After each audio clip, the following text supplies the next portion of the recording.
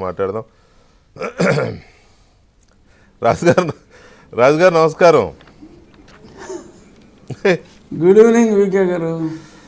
ఏది మిమ్మల్ని ఏ దేవుడు ఆవహించాడు, ఏ ప్రభువు ఆవహించాడు, లేకపోతే ఎవరు ఆవహించారు? ఏంటి అసలు ఏం జరిగింది ఇవాళ? ఎందుకు జగన్మోహన్ రెడ్డి గారి దగ్గరికి వెళ్ళాలనిపించింది, పలకరించాలనిపించింది? What happened? వెళ్ళాలా, నేను అసెంబ్లీకి వెళ్ళినప్పుడు ఇటుపక్క ఫ్రంట్ రో అంతా ఫుల్ అయిపోయింది.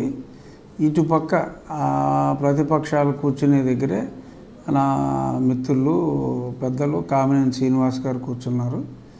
నేను శ్రీనివాస్ గారు ఎప్పటి నుంచో మా నాన్నగారి స్నేహితుడు, అలాగే నాకు కూడా బాగా క్లోజ్. నేను వెళ్ళి ఆయన పక్కన కూర్చున్నా.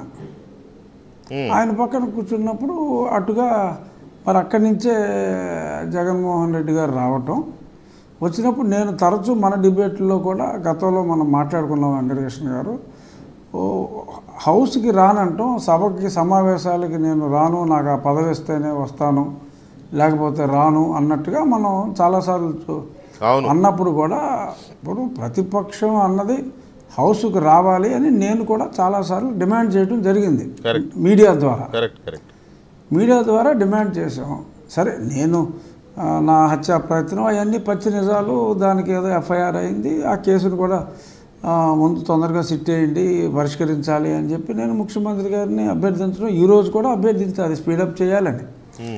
కేసే కానీ ఒక శాసనసభలో leader of the opposition, he need not be opposition, he need not have the status of opposition leader, but ఏకైక ప్రతిపక్షానికి ఆ శాసనసభాపక్ష నాయకుడిగా ఎవరొకళ్ళు మాట్లాడే వాళ్ళు ఉండాలి కదా. జగన్మోహన్ రెడ్డి గారు రాకపోతే ఎవరో రారు.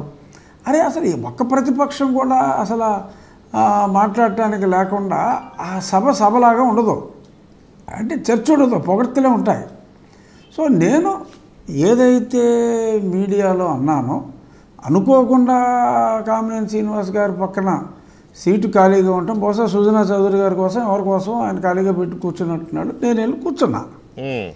సో అక్కడ ఆయన రావటం, సో అప్పుడు నేను ఏదైతే మరి మీడియాలో అన్నిసార్లు చెప్తున్నానో అదే మాట నేను చెప్పాలని, సరే వింటే ఆయన వింటాడు, వినకపోతే ఏముంది, బట్ నేను మీడియాలో ఏదైతే చెప్పానో అదే మాట ఆయనకు కూడా చెప్పడం నా బాధ్యత ఒక ఎమ్మెల్యేగా అని నాకు అనిపించి నేను ఆయనతో మాట్లాడటం జరిగింది.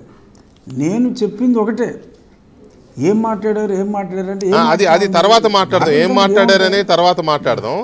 అసలు జగన్మోహన్ రెడ్డిని మీరు ఆ పేరు తలిస్తేనే మీకు కళ్ళు ఎర్రబడతాయి, లేకపోతే ఒళ్ళంతా పొగలు వచ్చేస్తాయి, ఎంత చూసాం కదా. ఎందుకంటే మిమ్మల్ని ఆ రకంగా హింసించారు కాబట్టి. No doubt yeah.